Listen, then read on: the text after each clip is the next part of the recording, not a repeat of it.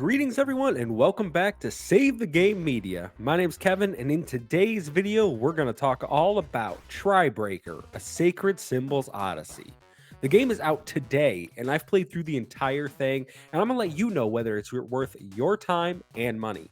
Before we get to all that, if you're new around here, make sure to hit that subscribe button for day one reviews just like this and gaming podcasts if you enjoy that type of content. Just a disclaimer before we hop into the review, this code was provided by the developer for review purposes. Now, without further ado, let's jump right into it. Tribreaker, a Sacred Symbols Odyssey, is the follow-up to Twinbreaker, a Sacred Symbols Adventure.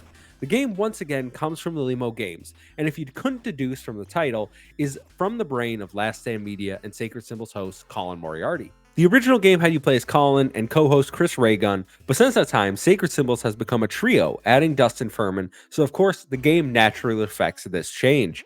In the game lore, Colin and Chris are retired NASA pilots, thrust back into space and time-bending adventures by the new kid on the block, Dustin.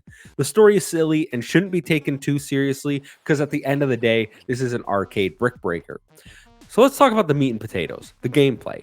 Building upon the brick-breaking mechanics from Twinbreaker, you continue with Colin and Chris both being a panel to bounce the ball off of, but this time, Dustin's ship is the ball, and you're able to influence his movement, opening up entirely new strategies and elements of gameplay that you wouldn't see in normal brick breakers. In fact, calling this just a brick breaker is doing a disservice to some of the homages and creativity found within the game, as you'll often see a myriad of levels inspired by arcade classics such as Pac-Man and even Snake.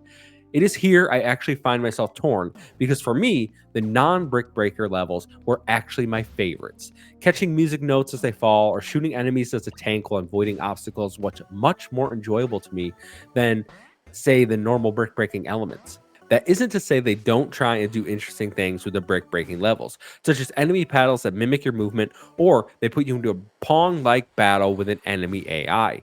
Truth is, I just found the brick breaking levels cumbersome, and I blame the controls primarily. Even after 40 plus levels, I still found myself having a difficult time using both analog sticks to move one of the paddles and then using the bumpers to influence the ball movement. Perhaps remapping would have provided me a better experience, but it did almost feel as if I had too many things to try and focus on, especially during boss encounters where you'd often have to fly the ball into a certain small area to progress, and when it's at high speeds, this became nearly impossible for me. That said, if you are a fan of Twinbreaker, Lillymo, Brick Breakers, or arcade games in general, I think you will find a lot to love with Tribreaker. It knows what it is and it wears it proudly on its sleeve. Coming in at $10 for a few hours of fun and plenty of replayability, it's hard not to recommend this game. There you have it. Let me know your thoughts down below if you plan on picking the game up. Until next time, I've been Kevin for Save the Game Media. See ya!